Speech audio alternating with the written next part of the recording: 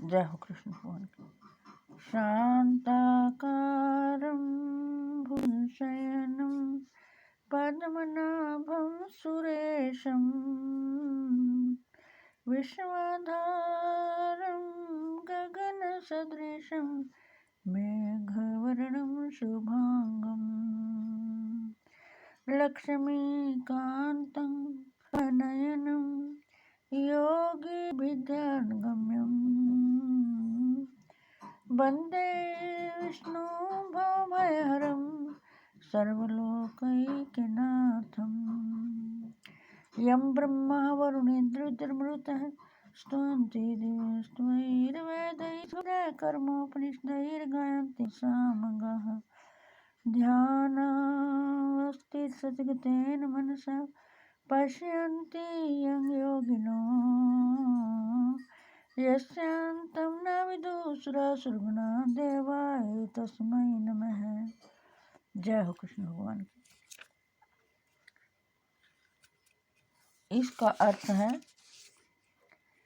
जिनकी आकृति अतिशय शांत है, जो शेष नाग की शैया पर शयन किए हुए हैं, जिनकी नाभि में कमल है, जो देवताओं के भी ईश्वर और संपूर्ण जगत के आधार हैं, जो आकाश के सदृश सर्वत्र व्याप्त हैं, नील मेघ के समान जिनका वर्ण है, अतिशय सुंदर जिनके संपूर्ण अंग हैं, जो योगियों द्वारा ध्यान करके प्राप्त किए जाते हैं, जो संपूर्ण लोकों के स्वामी हैं, जो जन्म मरण रूप भय का नाश करने वाले हैं, ऐसे लक्ष्मीपति कमल नेत्र भगवान श्री विष्णु को मैं सिर से प्रणाम करता हूँ।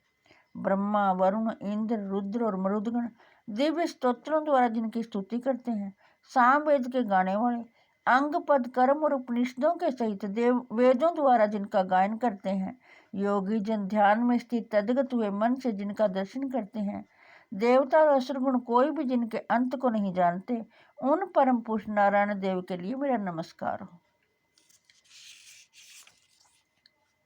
जय हो कृष्ण भगवान की। आज हम आपको 14वें अध्याय का पाठ सुनाएंगे। अथ चतुर्दशोऽध्याय है। श्री भगवान उवाच परम भूयः प्रवक्ष्यामि ज्ञानानां ज्ञानमुत्तमं यज् ज्ञात्वा मनुन्यः सर्वे परां सिद्धिमतो गताः इदं ज्ञानमुपाश्रित्य मम साधर्म्यमागताः सर्गे अपि नोपजायन्ते प्रलये न व्यथन्ति च। श्री कृष्ण भगवान बोले, ज्ञानों में भी अति उत्तम उस परम ज्ञान को मैं फिर कहूँगा, जिसको जानकर सब मुनिजन इस संसार से मुक्त होकर परम सिद्धि को प्राप्त हो गए हैं। इस ज्ञान को आश्रय करके अर्थात धारण करके जो मेरे स्वरूप को प्राप्त हुए पुरुष सृष्टि के आदि में पुनः उत्पन्न नहीं होते और प्रलय काल में भी व्याकुल नहीं होते।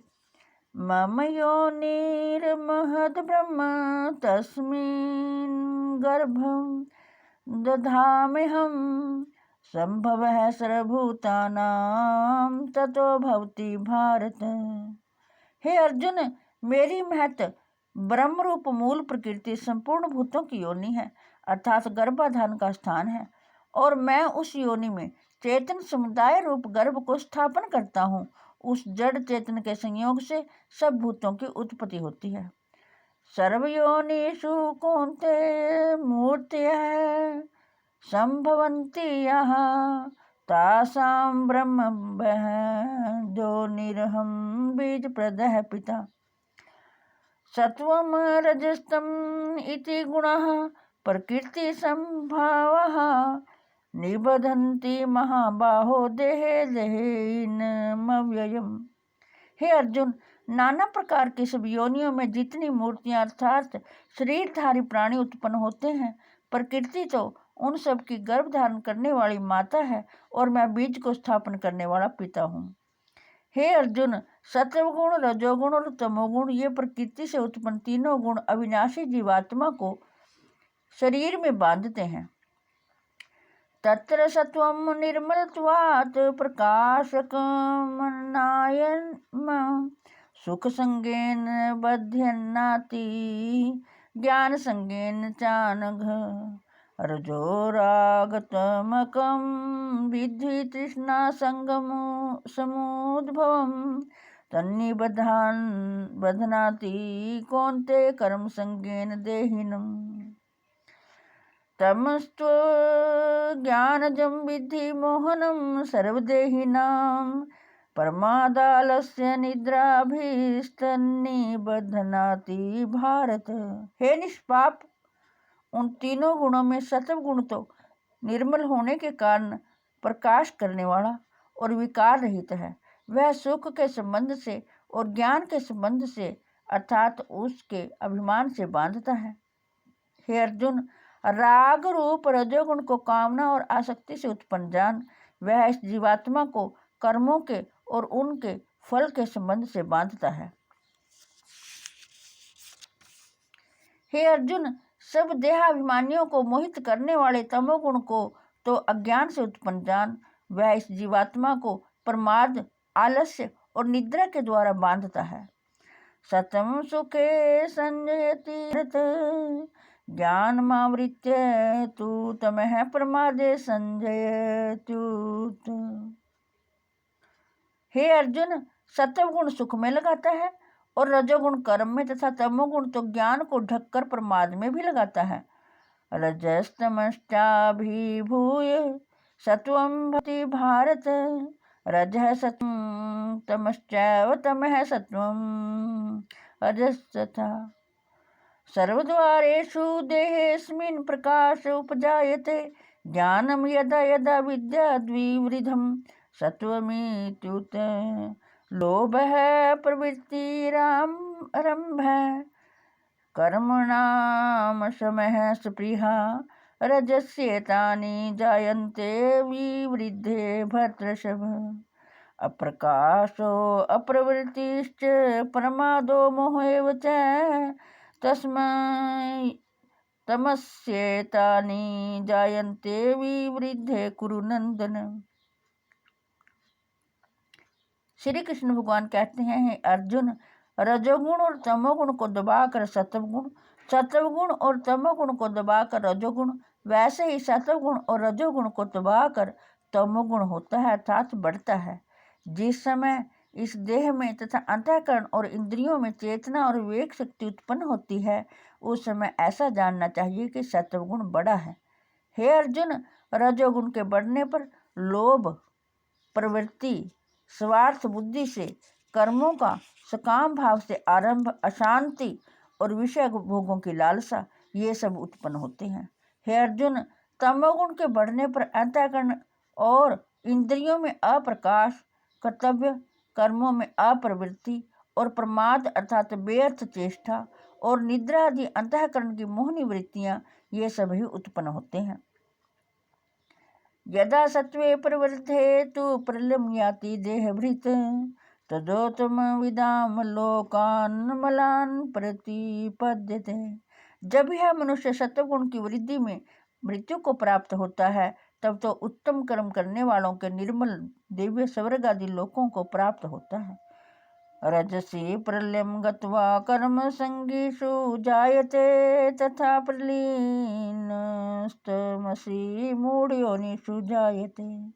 रजोगुण के बढ़ने पर मृत्यु को प्राप्त होकर कर्मों की आसक्ति वाले मनुष्यों में उत्पन्न होता है तथा तमोगुण के बढ़ने पर मरा हुआ मनुष्य कीट पशु आदि मूढ़ योनियों में उत्पन्न होता है।